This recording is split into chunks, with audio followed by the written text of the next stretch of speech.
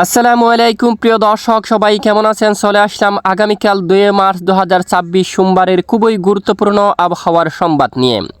আগামী 24 থেকে 48 ঘন্টায় আবহাওয়ায় আসতে চলছে বিরাট বড় পরিবর্তন। দেশের কয়েকটি জেলার উপর প্রচণ্ড বজ্রসহ বৃষ্টিপাত, ঘন্টায় 50 থেকে 60 কিলোমিটার বেগে ঝড়ো হাওয়ার সতর্কতা জারি করল আবহাওয়া অধিদপ্তর।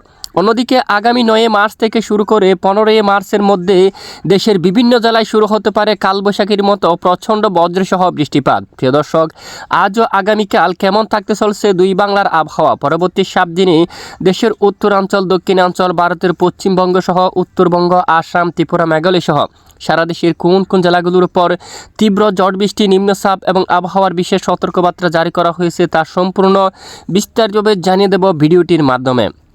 তো জানতে হলে ভিডিওটি শেষ পর্যন্ত দেখবেন। ভালো লাগলে লাইক করে চ্যানেলটি সাবস্ক্রাইব করে পাশের বেল বাটনে ক্লিক করে রাখবেন। আর ভিডিওটি কোন জেলা থেকে লাইভ দেখছেন কমেন্ট করে জানিয়ে দিবেন। দর্শক বন্ধুরা, ইতিমধ্যে সরাসরি আমরা চলে আসলাম বাংলার উপগ্রহ রাডার স্যাটেলাইট ইমেজে।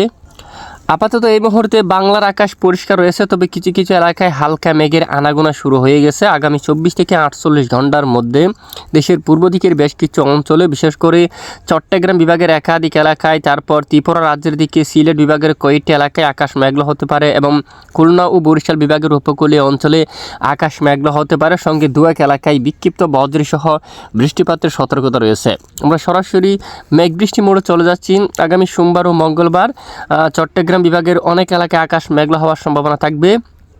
এরই মধ্যে মতিরহাট, বরিশাল, ঝালকাঠি, পটুয়াখালী, পিরোজপুর, মঠবাড়িয়া উপকূলীয় অঞ্চলের দিকে লালমোহন সহ আকাশ মেঘলা হতে পারে। আর অন্যদিকে দেখুন, পরবর্তী 72 ঘন্টায় ফটিকছড়ি উপজেলার দিকে খাগড়াছড়ি এবং এদিকে রয়েছে দেখুন চট্টগ্রাম বিভাগের একেবারে উত্তর পূর্ব জেলাগুলোর উপর লংগদুর, এদিকে রয়েছে রাঙ্গামাটি সহ এখানে অনেক এলাকায় আকাশ মেঘলার সঙ্গে পাহাড়ি ও কিছু কিছু এলাকায় বিক্ষিপ্ত আকারে বজ্রসহ বৃষ্টিপাত হওয়ার সম্ভাবনা থাকবে এবং কিছু কিছু এলাকায় ঘন্টায় 50 থেকে 60 কিলোমিটার বেগে দমকা জোড়া হাওয়া বয়ে যাওয়ার সম্ভাবনা থাকবে। এছাড়া দেশের একদম দক্ষিণাঞ্চল টেকনাফ সহ সেন্টমার্টিন হালকা আকাশ মেঘাচ্ছন্ন হতে পারে। আগামী 2 তারিখ নাগাদ এখানে চট্টগ্রাম বিভাগে ছাড়া বরিশাল বিভাগের কয়েকটি এলাকায় অস্থায়ী দমকা জোড়া হাওয়া সহ বিক্ষিপ্ত বজ্রসহ বৃষ্টিপাতের সতর্কতা জারি করলো আবহাওয়ার ইউরোপিয়ান মডেল। তখন ভোলা, দৌলতখান এই অঞ্চলে এবং বুরহানুদ্দিন, তারপর বরিশাল, এখানে দেখুন এখানে আরও কয়েকটি অঞ্চল জুড়ে, চৌমোহনী, রায়পুর সহ আশেপাশে অঞ্চল জুড়ে বিক্ষিপ্ত অস্থায়ী দমকা জোড়া হাওয়া সহ বজ্রবিদ্যুৎ সহ বৃষ্টিপাতের সম্ভাবনা থাকবে। এরপরে মঙ্গলবার 3 তারিখ নাগাদও চট্টগ্রাম বিভাগের কিছু কিছু জেলার উপর এবং দেশের উত্তর পূর্ব সিলেট বিভাগের কয়েকটি অঞ্চল জুড়ে বিক্ষিপ্ত আকারে বজ্রসহ বৃষ্টিপাত হওয়ার সম্ভাবনা থাকবে।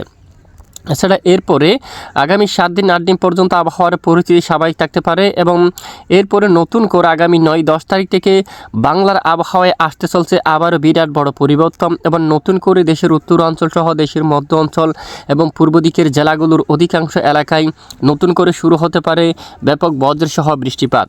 এর মধ্যে দিনহাটা, শীতলকুচি, কোচবিহার, উত্তরবঙ্গের জেলাগুলোর উপর লালমনিরহাট বৃষ্টিপাতের সম্ভাবনা থাকবে।